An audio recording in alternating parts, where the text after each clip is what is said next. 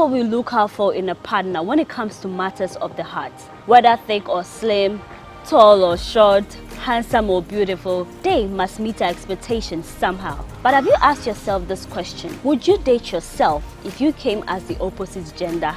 Got an answer? Let's talk about the questions where you need to ask yourself before going into a relationship and whether it is right to lower your expectations when it comes to matters of the heart. I am Paulina Deda Opoku. This is Moans and Cuddles. We'll be right back.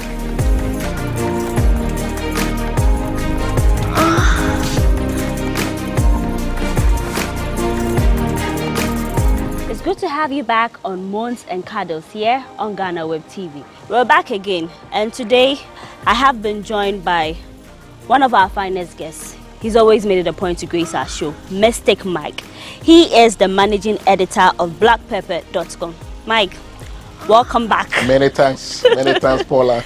And I also have a fine lady here, the only queen, Queen Nita.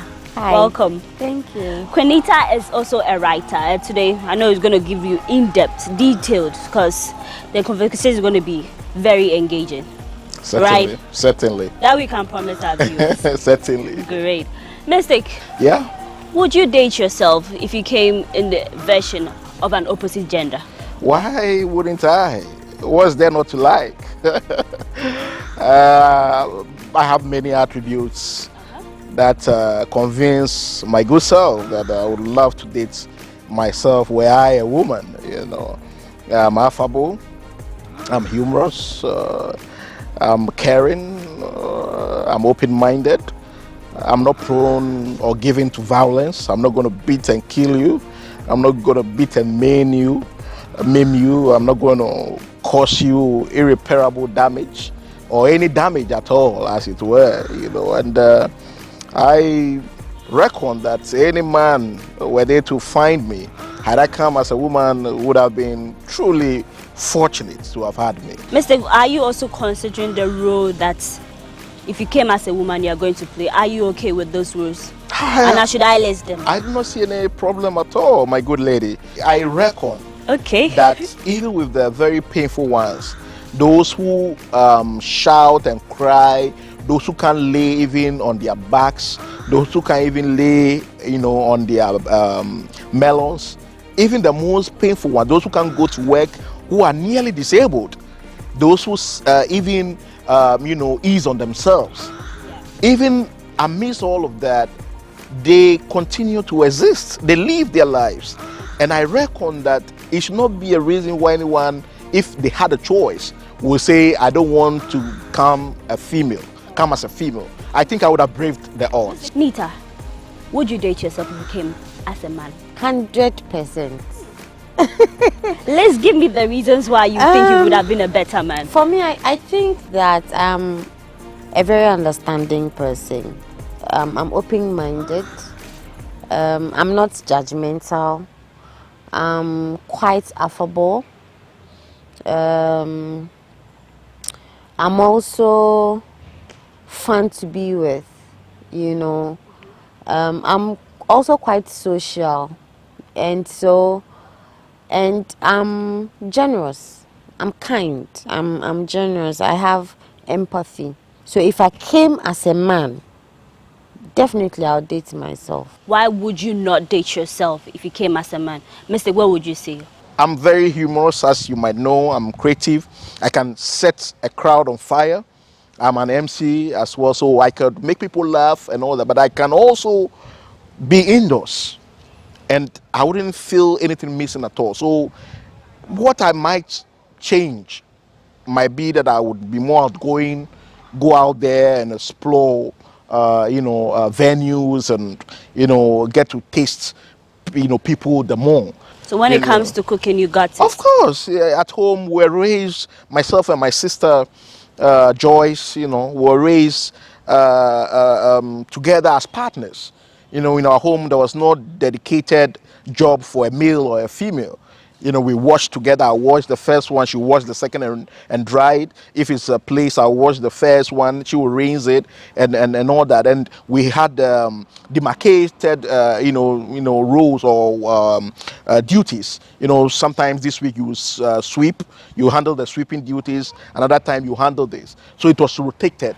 So it was, women, I'm not a woman, I won't do this. No, I didn't have any of those problems. So, I think if any man should have had me, if I came a woman, as a girlfriend, he would have been very fortunate indeed. Okay. Nita, but then, are there any reasons why you wouldn't have dated yourself if you came as a man?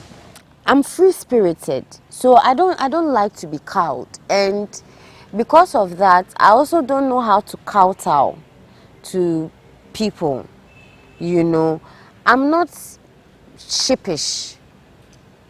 I don't have a sheepish demeanor. I'm a very confident person. I don't have a sheepish demeanor. So if you are a man, you are with the submissions that you gave, like you're not sheepish, stuff like that. Would you be able to love your woman fully? Being sheepish means you are subservient. I am not a subservient person. If you find me not being assertive, it's because I choose not to. Do you understand? That's just fine. It is not because I feel intimidated or I'm being sheepish or I'm being subservient. No, it's because I choose not to. I asked the question, I threw the question up, would you date yourself if you came as, the opposite gender?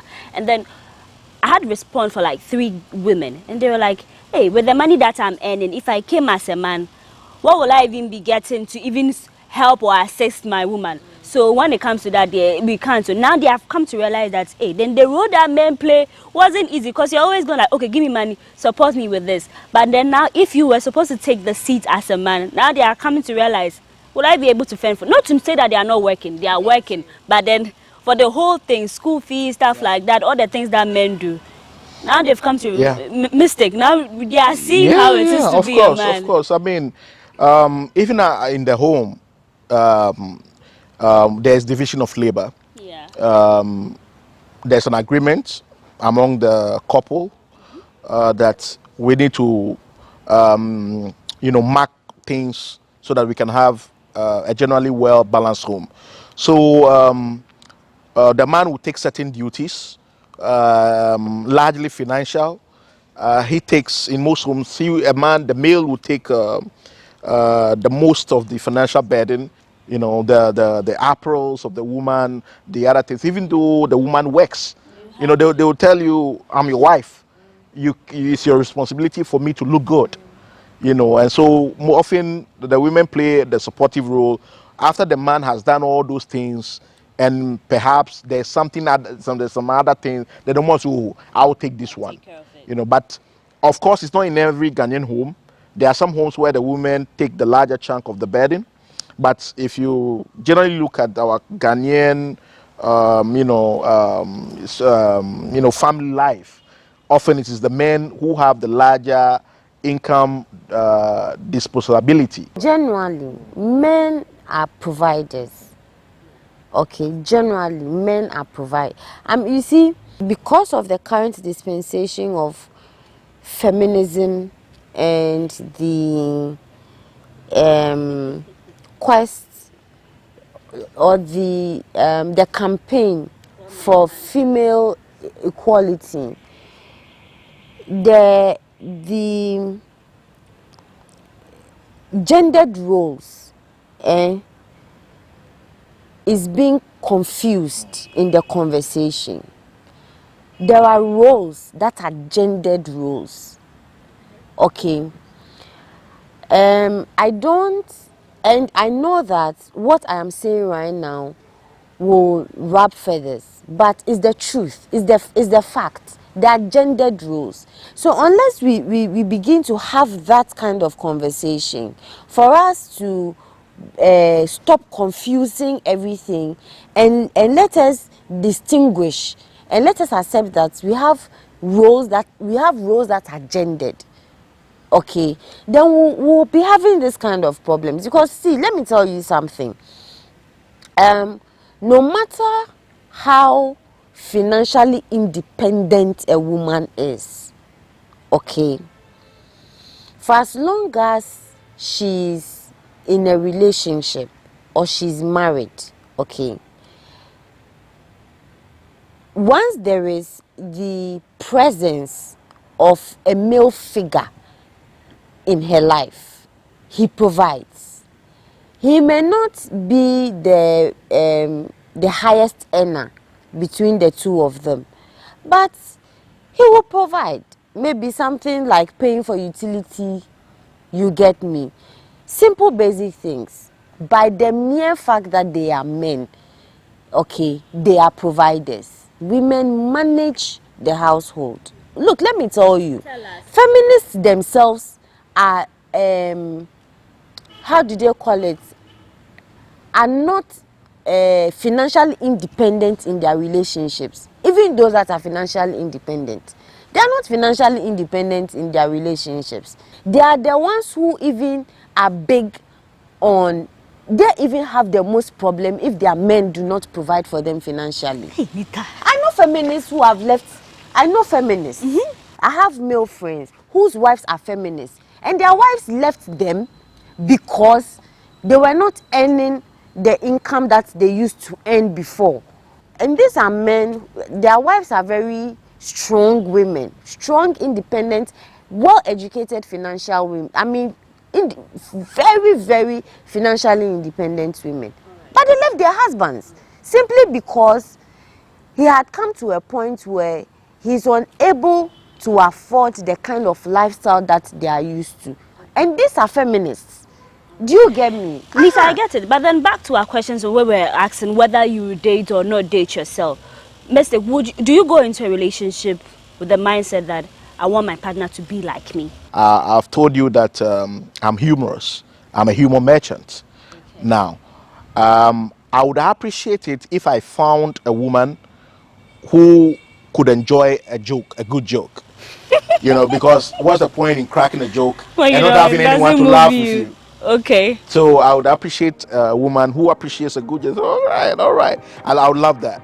You know, but it would also be nice if she herself is also quite humorous. So on that note, if I found someone who was also cast in that mode, that would be beautiful.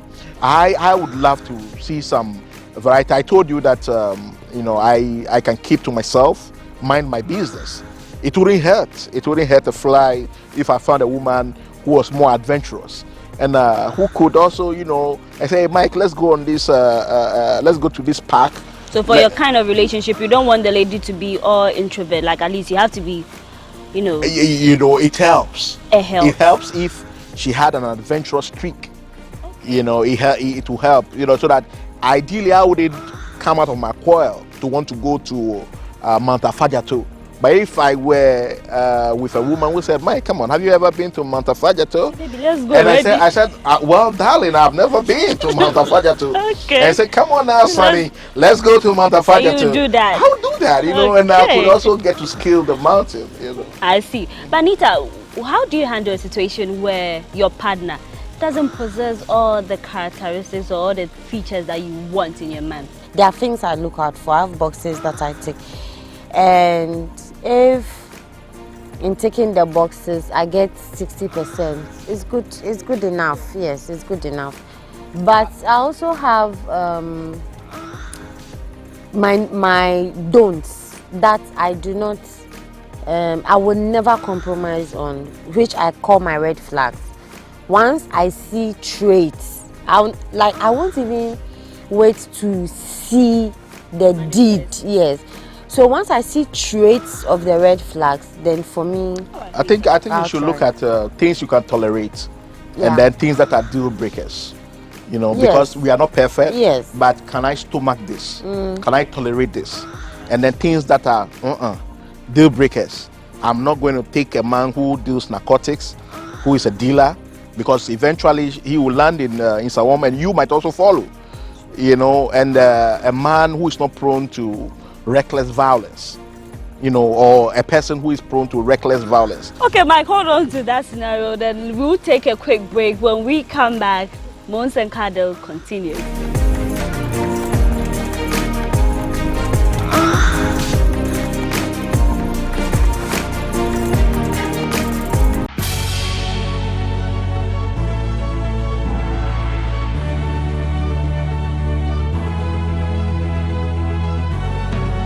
From the dawn of time, people have engaged in several businesses. With the onset of technology and innovation, life has relatively been made easier. By using debit or credit cards, mobile banking. Thank you. And your favorite, mobile money? tech has indeed married business. On BizTech, we spend time with faces behind known and upcoming businesses in the country. Learn more about the new technologies and innovation, as well as find out about the trending issues in the world of business. Join us as we serve you with a variety of compelling interviews, projects, and others right here on Ghana Web TV.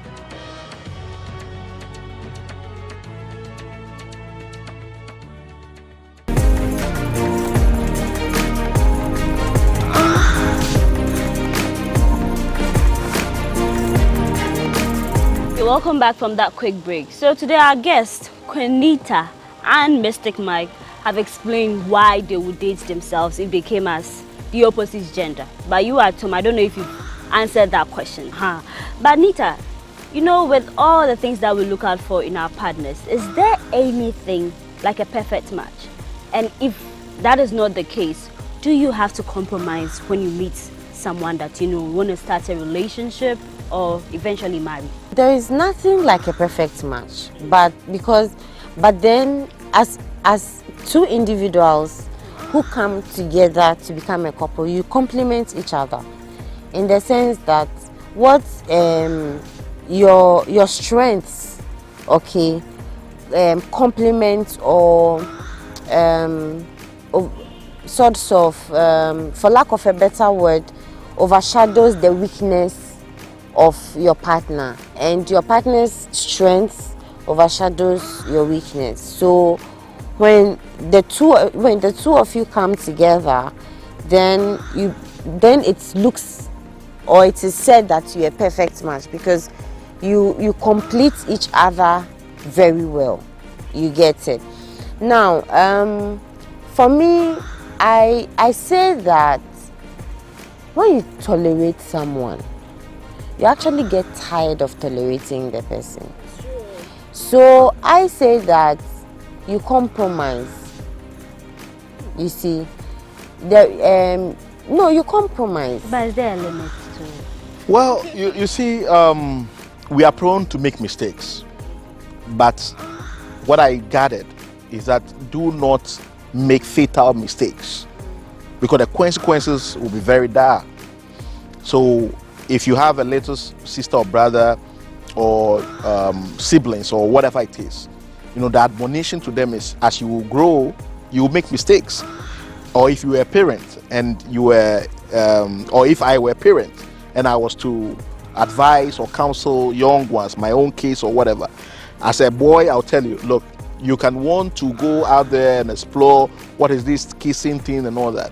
But the only thing is this: if you go and impregnate someone, know that there's a price to pay for it. So you can do things, but there are limits to these things. If you were a woman or a girl and you got yourself pregnant in GHS, SHS, you should know that your advancement will be derailed. You can get it back, but it will cost you time, if not anything else.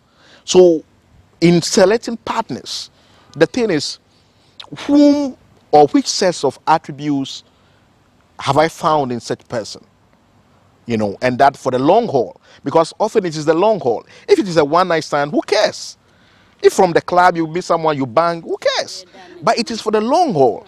And so for the long haul, which sets of attributes am I seeking that are on the priority list? Okay. So for me, for instance, I'm going to look at the physical attribute. Do I find you sexy enough? Because the reason why you will become my intimate partner is, and not the others, not my schoolmates, my neighbor, the females in the neighborhood or whatever, is a physical attraction. Okay. You know, because that's the case, because there are many females around. But why is it going to be you? You must be someone when I sleep and wake and I look, I say, God damn. But I'm saying, what if old age sets in and everything bows down to gravity? No, old age will come, but it would have run its course. Okay. I would have drank from your fountain. So from now, for 30 enjoyment. years. For 30 years, I would have suckled your breast. The breast that would drive me crazy. You know, so physical attraction is key for me. Okay. But then also is a woman who can handle her business in the kitchen.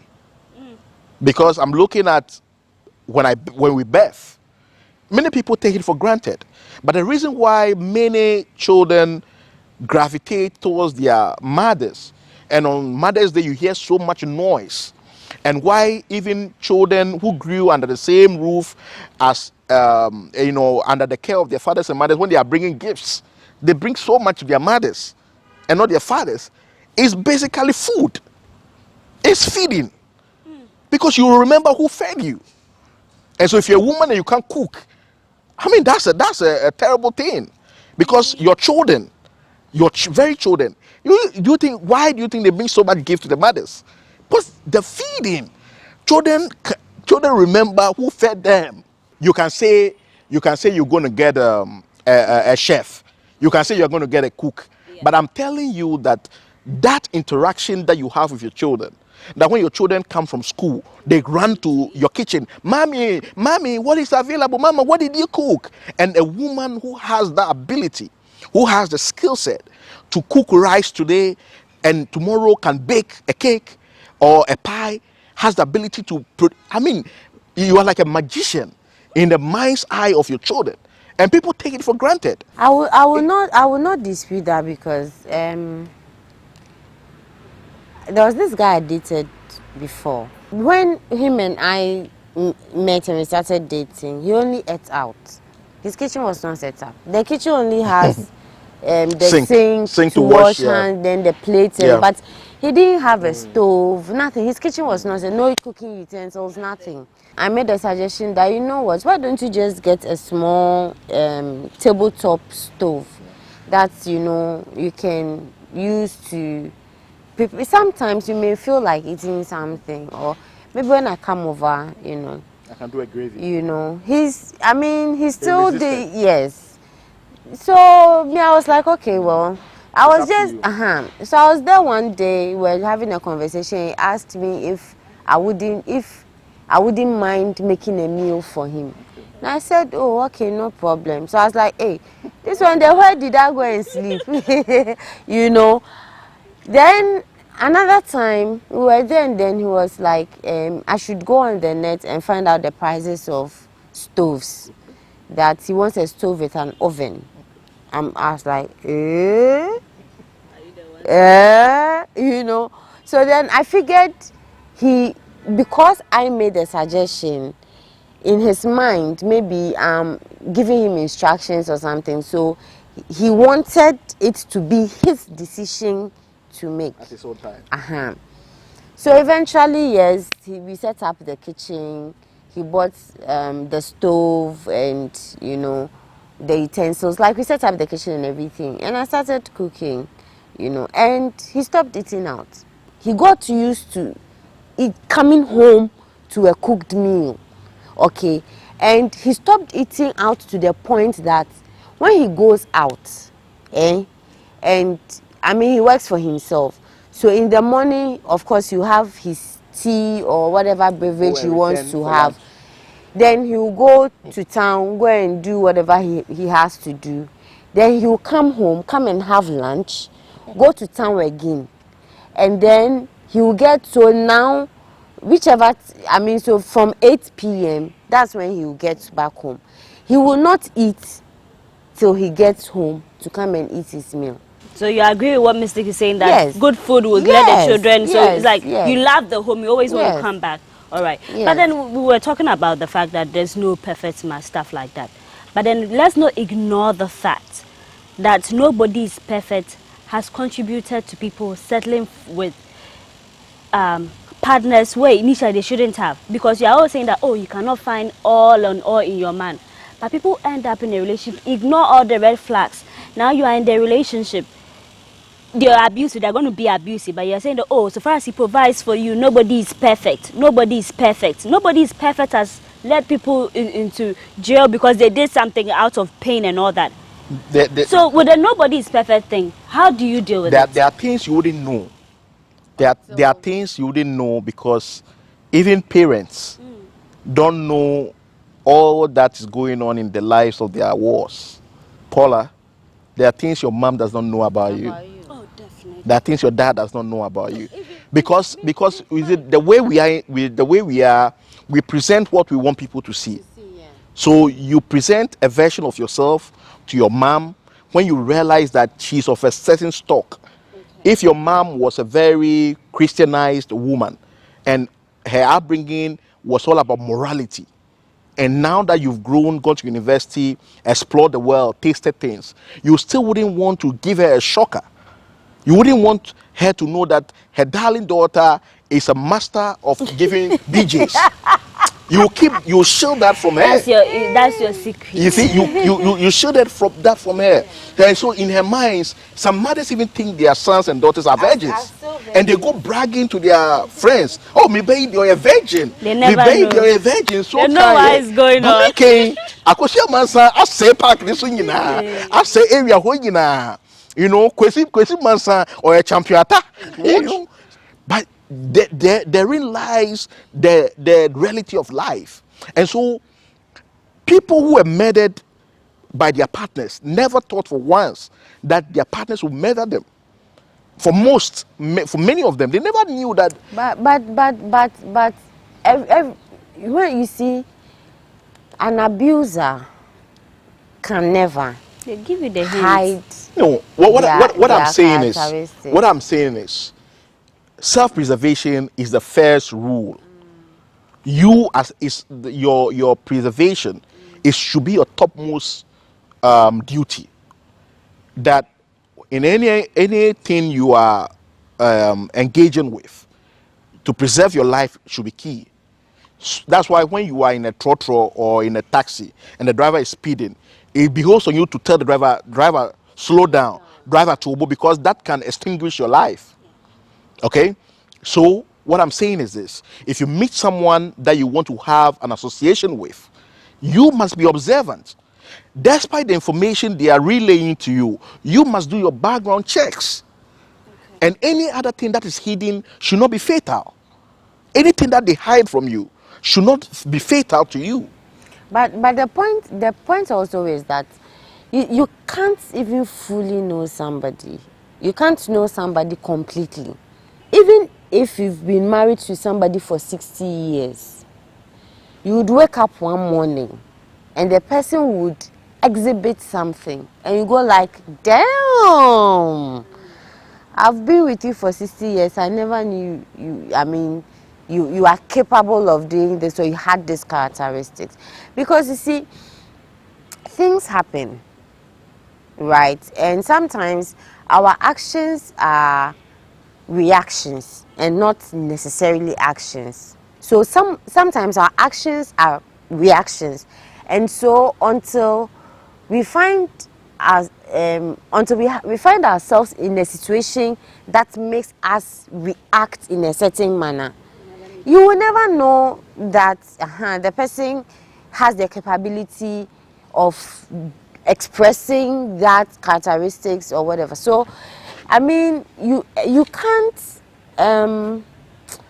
You can't fully know a person. I'm saying that. But mistake. My question, the point I'm trying to raise is that nobody is perfect has led people to settle for less, if I put it that way, because maybe the man might be providing for you, but you have gone for a test drive, maybe you've been sexually involved, and you know that, oh, maybe the manhood that they carry is not your spec. So, but you still go ahead and like, oh, he provides for me. They say nobody is perfect. That is just his non-so. Nobody's perfect. Then you go and marry, then the you start point cheating. That needs to be clear to everyone is that when we say nobody's perfect, we mean we are not saints. Okay. We are not saints. We are mortals. We are mortals after all. So you see, nobody's perfect. It means you will not have someone who will live like a god or a deity or a saint or an angel or whatever it is. You are a mortal. And so you are subject to the wear and tear of a living being. And so that's why sometimes I laugh at those people who say, Eduakra or any das was say, Chana obi fifi. into now wunipa. But they forget that wunipa, no, you can't grow your limbs. When it is cut, you can't regrow your limbs as a tree does. And so that how do you call comparison is a misplaced one.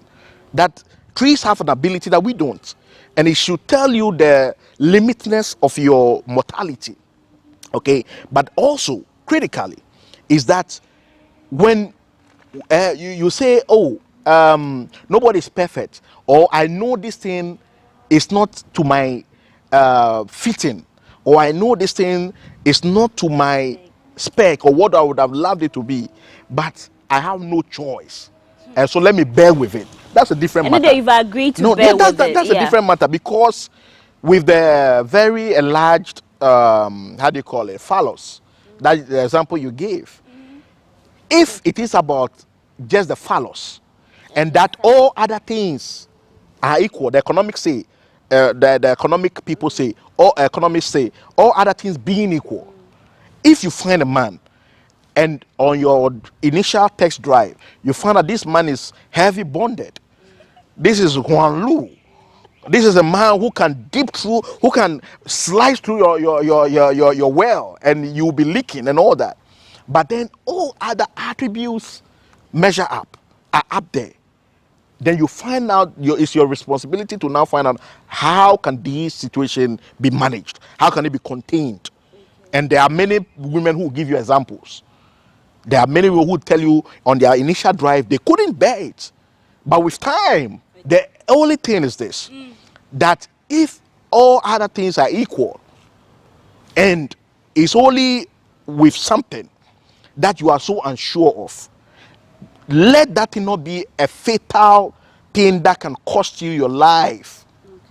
So perhaps he has everything else, but like Kwame, he can't dress to save his life. Hey, Mister, this table you know, he has everything else, but for Kwame, like Kwame, he can't dress to save his life, or he has everything else, but like Ofria Ponsa, he can't perform a live performance to save his life, or a Daddy Lumba to give a live performance to save his life.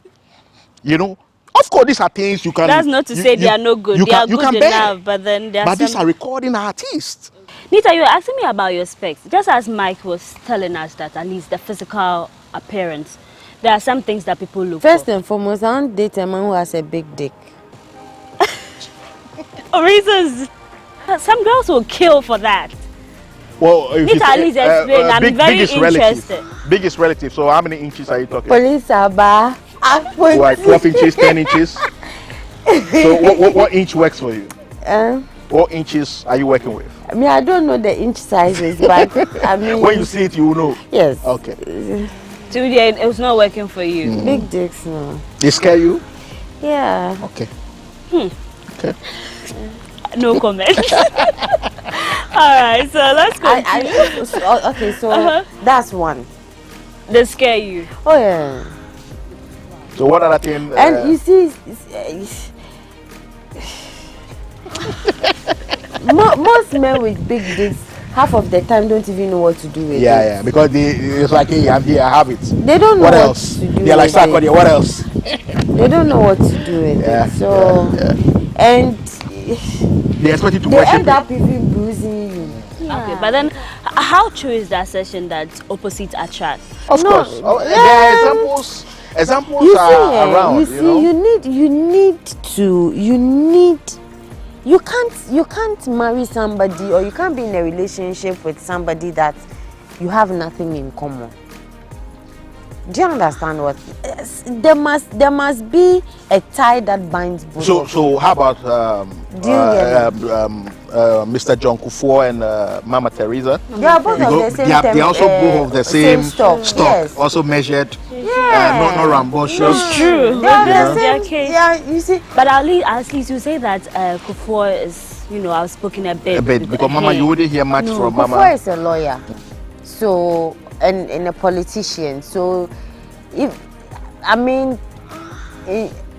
you see his demeanor, okay, you see he's a man of very few words, but per his path, he has to cultivate. Yes, he has to cultivate that characteristic. How about Mama Rebecca? And the wife, The wife is a nurse, so Mama Rebecca and Nana is quite also expressive, and I think Mama Rebecca for the larger part is quite reserved. So I think they have that opposite contrast going for them. So, the list can go on and on, but let's take a quick break and we'll return shortly. All right now.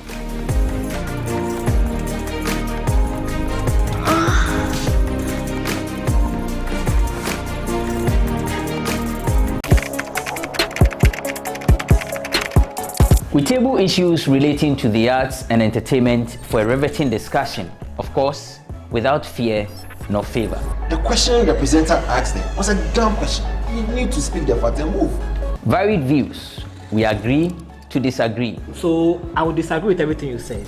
I think that he's a smart guy. I think what he did. No, but I also said he's a smart guy. Yeah. I guess that I'm waiting for the what next. Yeah, I don't think that we have to wait for what next. It sometimes gets confrontational, but that's the beauty of the game. Today you deny funny face. It's not my brother. Today you deny funny face. I don't know him. You don't know funny face. It's not my brother. You don't know funny face. It's a package. We meet, we sit, we dialogue, we learn, we progress. My name is Benefo Huabin Abrantepa, a proud blogger, and this is my forum.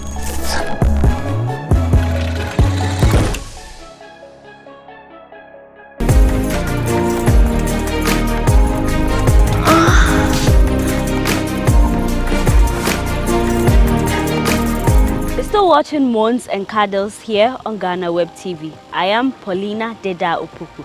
So today, Mystic Mike and Queen Nita have been helping us do the only queen, only Medasi has been helping us to do the discussion. The question is just simple. We're finding out if you would date yourself if you came out as the opposite gender. Mystic. Yeah.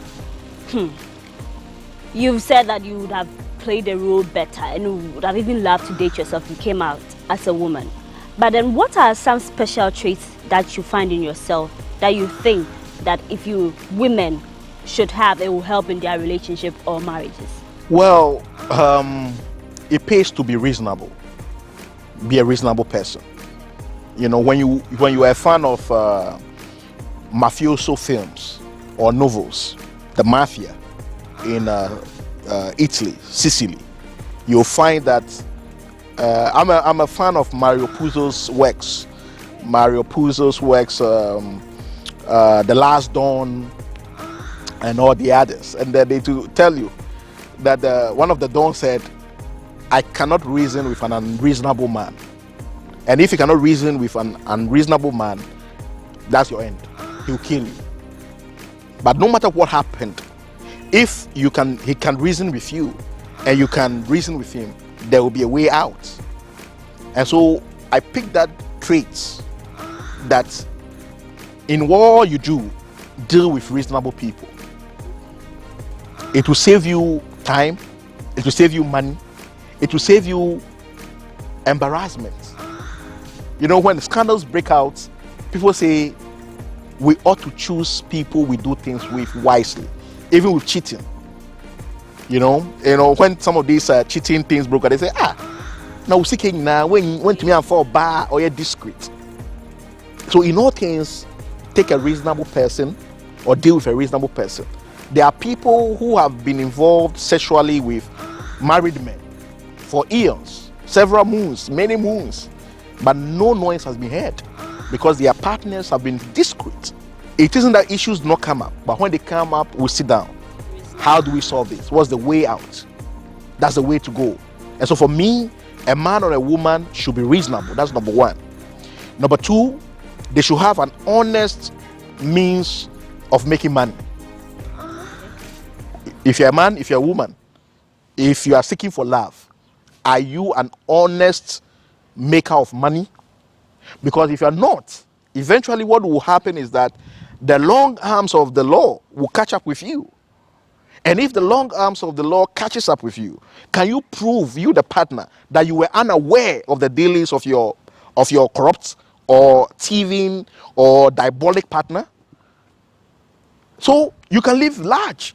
But if the law caught up with you, can you prove that Na me nim ho hwe. And so in looking as a man or a woman, you know, deal with people who have honest means of making their money. That one, when you sleep, you can sleep well at night. That one, when you are passing, people will not be throwing things at you. Say, they seek a fee, them no more talking, no plenty talking. They know way or your business way. Look at the various luxury cars that some of these notable people drive. But they are hailed in society because people see the businesses they do. So when they are attacking politicians, they don't come to them. Right. So you've listed being reasonable and the fact that your dealings must be legit in the business that you do. Okay. Nita, what are some traits that you have that set you apart from the many? One of the things I can't deal with is to be left hanging and not get closure. Okay. Yes, I like to have closure. I mean, I think that it's only meaningful and respectful that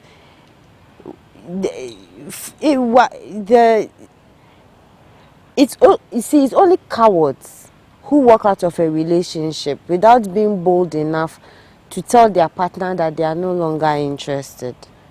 Any man, and I say it without reservation, any man that has ghosted the woman, any man that has walked out of a relationship without telling the woman that he's no longer interested is a coward. A very big coward. The very same way that you approached the woman and expressed your interest to her, approach the woman again and tell her that you are no longer interested. Do you get me? Even if you wouldn't meet with her one-on-one, you can do it over a phone call or even via text message. At least do the honorable thing. Give the person closure. It's a bad state to be in as a woman. I read. Because you've been wondering, what is it? Just yesterday, I read somewhere that don't awaken the love of a woman only to abandon her or something to that effect. Yes. I think I read it. There is a coward who awakens the love of a woman and then just leaves her. So if you know you don't love her, do not go awakening her love. Let her love sleep.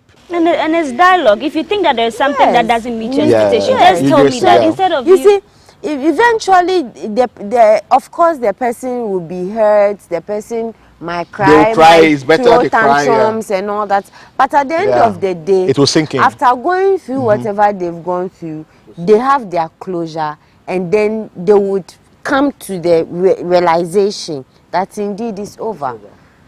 Do you get me? So for me, it's dialogue, and people should learn to talk. When you're in a relationship with someone and the person does something and you don't like it, instead of giving the person attitude, talk. That's the trait, like, you know. Yes, talk. And talking does not mean you shouting, causing a scene. No. You can sit as adults and point it out that, my love, the way you spoke to me at the supermarket, I didn't like or something. You know? I've been through abusive relationships. I've been verbally, psychologically, emotionally, and physically abused. So my trigger is when I'm shouted at. When you shout at me, it triggers me and puts me in a defensive mood, because my mind is telling me that I'm being abused, because I've gone through verbal abuse. You get me? I don't like to be shouted at. So when you are shouting, for me, when my partner is shouting at me, I keep quiet. When you continue, when I keep quiet, I expect you to just stop. Yes. So when you don't and you continue to shout at me, I become aggressive. Okay, I would shout, I would talk back at you in a very disrespectful manner and become aggressive. So for instance, if let's say you are holding something, like, okay, let's say if I wanted to give you something, because you are shouting at me, I can just throw it at you. Not hate you as saying, you know, but as saying, take it, something like that. So, like he said, dialogue, talk. If I've done something and you don't like, for Christ's sake, talk to me. I know we all get, you know, I'm not saying that. And we should normalize that when we commit blunders We should or say mistakes, sorry, and our apologize. partners sit us down and point it out, and you know you are in the wrong, you should accept your mistake.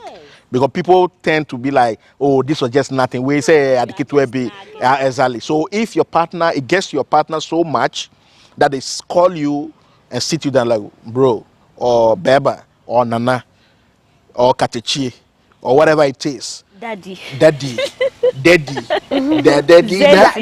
Zazie. You know, I didn't like the way you spoke to me. I didn't like it. Just say sorry. You know, and you know that indeed you had spoken out of turn to your partner. That opportunity is the right time to apologize and say you would watch yourself not to repeat it. And then when you accept that, your partner also says, beautiful, that's all I wanted. Let's move on. That's maturity. That's adults dealing with adults.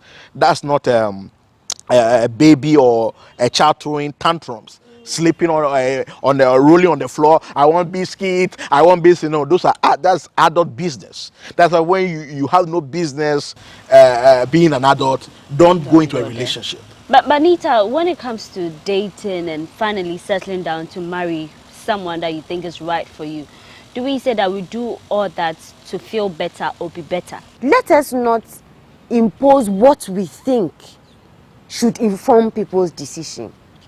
As long as it does not break the law it is not criminal. My JSS people, do you get me? A lot of the females have married, but the males only a handful have. So for somebody, the defining decision or the factor that informs marriage is money. For someone, is beauty. Character is not part of it. You get it. For someone, it is sex.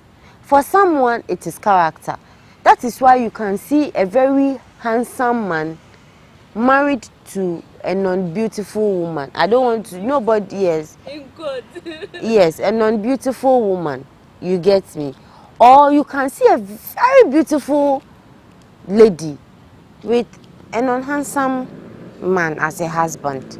You see, there are so many things that informs people's decision in choosing or deciding to settle down with their partner. All right. But then in previous times, in the case where maybe someone is rich, a man or woman is rich, and then they are dating or a partner who is not well-to-do. Now that kind of looks like it's just in movies because the rich ones are marrying the rich ones. It has to that always level. been like that. No, Nita. If we'll be honest, previously, you know, there might be a man who is highly educated but settles for a woman who has never been in the classroom before, and then they start a family maybe along the line. Why is the case? Why has it changed? In those times, yeah, when literacy started, most of the marriages that took place was arranged. Most of the marriages that took place at that time was arranged. But when literacy became established, right, they were marrying amongst, the aristocrats were marrying amongst themselves. The educated were marrying amongst themselves. Mistake on the part of that. Do you see that happening in our modern Ghana? Well, it's a two-pronged thing for me. The wealthy marry among themselves. That's an established fact. Because no wealthy person wants to lose their wealth. They want to accumulate it further. But apart from that, apart from that, it also has to do with circles. Yeah, that's what I'm coming to. It has to do with circles. That's what I'm coming to. Because those who attend, let's say, GIS, okay, they go for sleepovers, you know, they go for parties, they go for events and stuff like that in their circles. For you who attended Nyankpulugu DA, you get it. You don't have access unless maybe when you got to university, you happen to make friends with someone who attended GIS, but that is even very rare. So it's mostly with the circles. When you start going to school, the caliber of school you go to would determine the exposure that you get. It's not only with Ghanaians only, even with other nationals. So that club is there. But then also there are those who are wandering souls. So the person might have come from a wealthy class, but then will go against the grain, will be the exception, and say, yes, all of this is not to my taste.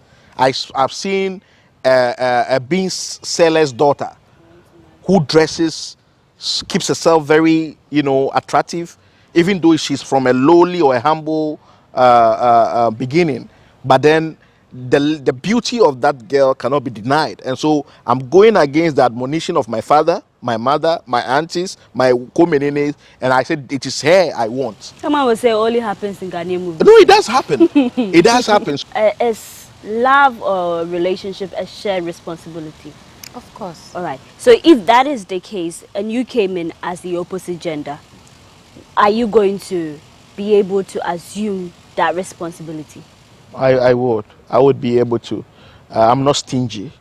I'm not stingy with my money. So as a woman, you would have been able to share with I will be able to support the house. Okay. I will be able to buy things for my children. Okay. When I see clothing, I won't wait and say, I thought me just careful coffee papa. No, I wouldn't be doing that. I'll buy things. I'll even buy food for the house. I would be a wife who would can surprise my husband. Even with gifts. I wouldn't go for the singlets and the handkerchiefs. I'll go an extra mile, find out what he really likes. If it's some good quality liquor, I'll get him. If it's whiskey or brandy, if it's something, or I find that he likes a certain leisure sport or leisure. You didn't mention socks, so you can add socks. A certain. They say they don't like the boxers.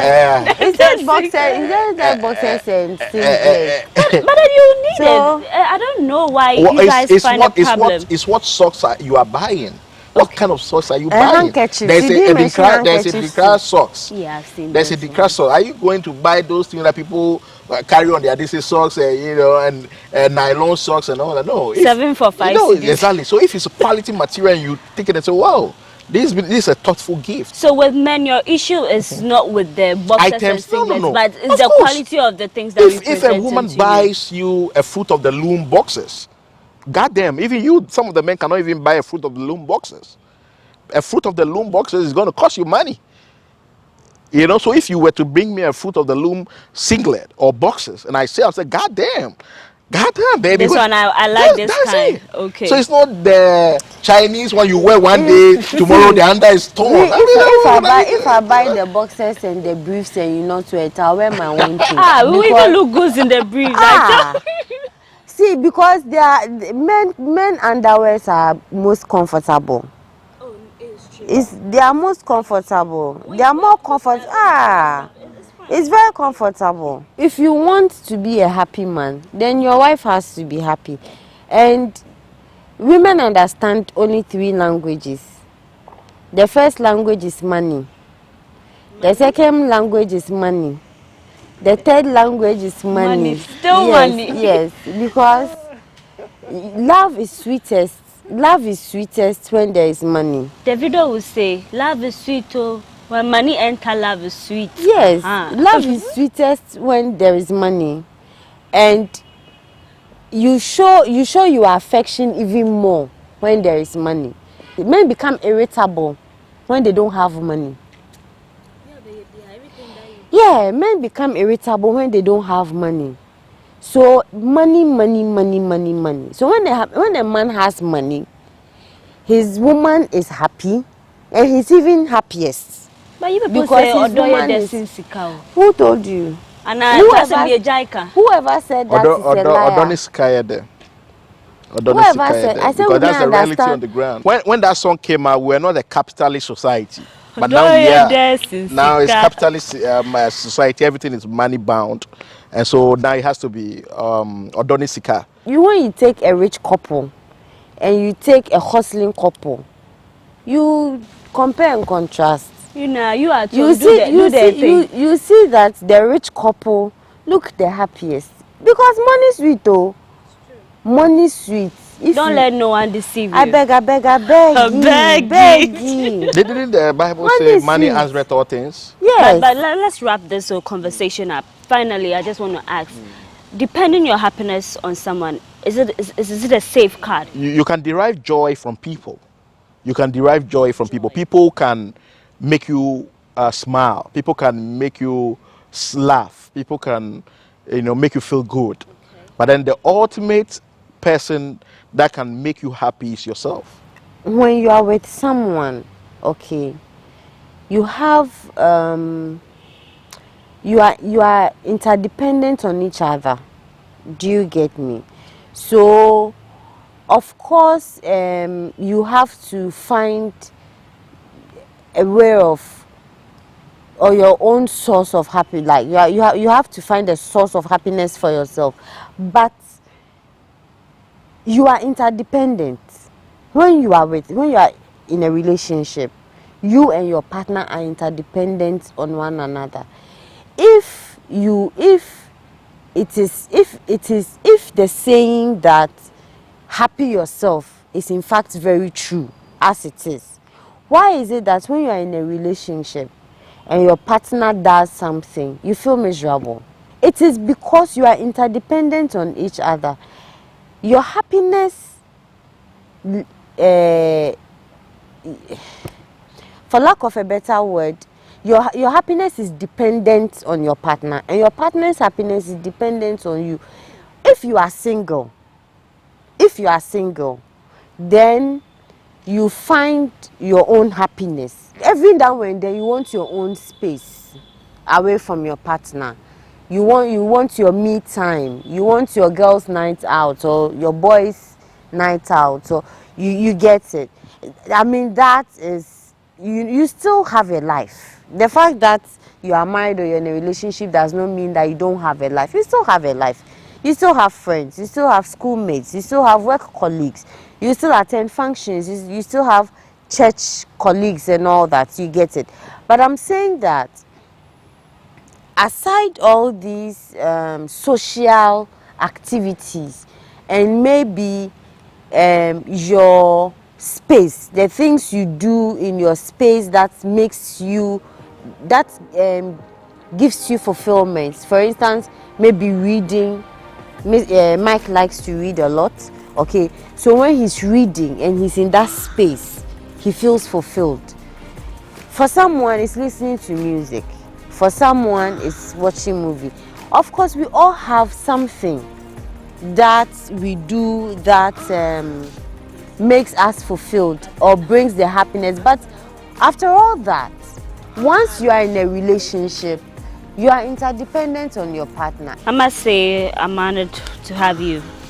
Had you here on the show to discuss the topic. We've all explained why you would date yourself if you came as the opposite version. That's just fine. But then before we wrap everything up, I want you to put out your social media handles where we can reach you. Mike. Okay, so on Facebook, I'm Mystic Mike, MYSTIC Mike, M-I-K-E. Also on Facebook, my website's page is Black Pepper Ghana. Black Pepper is BLAKKPEPPER and then Ghana. On Twitter, I'm on as Mystic Mike, MYSTIQ MIKE at Mystic Mike. And then on Instagram, I'm on as Black Pepper News. You can catch me there. Let's groove. Yeah, that's on Instagram. Black Pepper News GH. Black Pepper News GH. Yeah. Okay, so on Facebook, you can follow me on Queen Nita. When you write Queen Nita, I'm the first that pops up, the only that pops up. And I have a page. I'm a writer. I told you I'm a writer, so I have a page, which is like a blog. I blog my materials on the page. The page is Nita Talks, NITATALKS, Nita Talks. That's for Facebook. And on Instagram, I am Queen Nita. And then on Twitter, I'm Queenita. Queenita and Mystic Mind. Thanks for coming. Many thanks. Many thanks, Paula. Okay, so as I said earlier, I am Paulina Deda Opoko, and it's always a pleasure having you, because every episode you come, you watch what is going on, and then we are hopeful that at least all the submissions that our guests make, you take the ones that you think you can relate with to spice your marriage or relationship.